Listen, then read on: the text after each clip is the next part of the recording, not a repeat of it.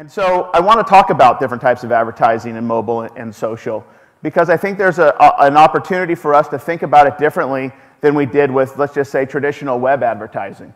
So first of all, how many of you, again, were with media or advertising or non-startup stuff? So quite a few, right? Yeah. So what kind of other advertising can we do on mobile that's not going to overstimulate, or what we call burn out the audience through, let's say, like Google ad blindness now?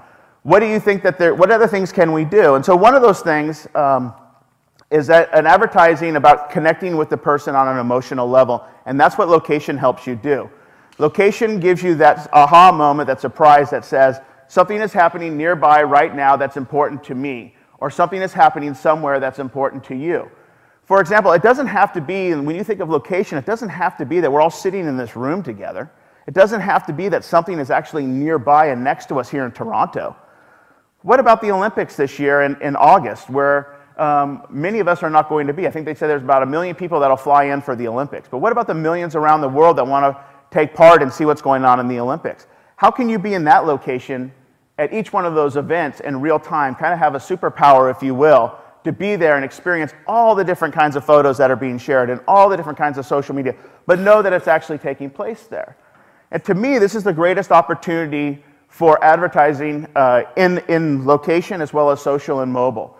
It's not about an ad popping up, because once again, people are going to get burned out, and developers, those of you that are in the room, you know that if your users are leaving you because you're just popping up ads, that you're going to take the ads out.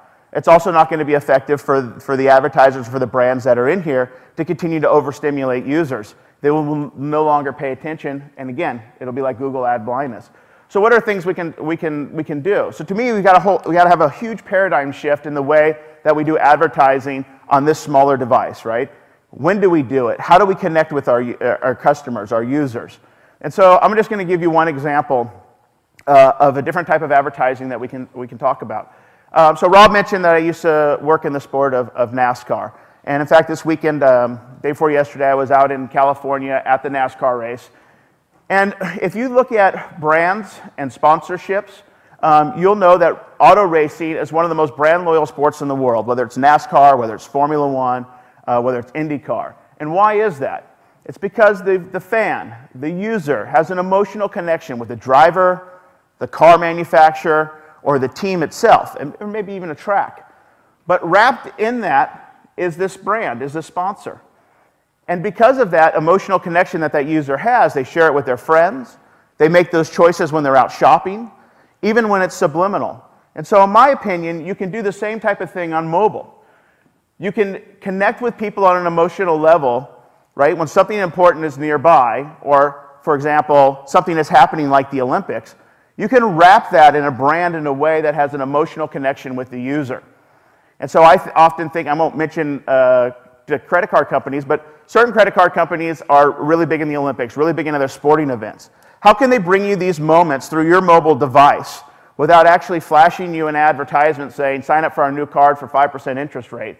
But again, the connection that you have as a user when you brought this moment that was special to you was brought to you by this advertiser in a way that doesn't feel spammy, it doesn't feel invasive.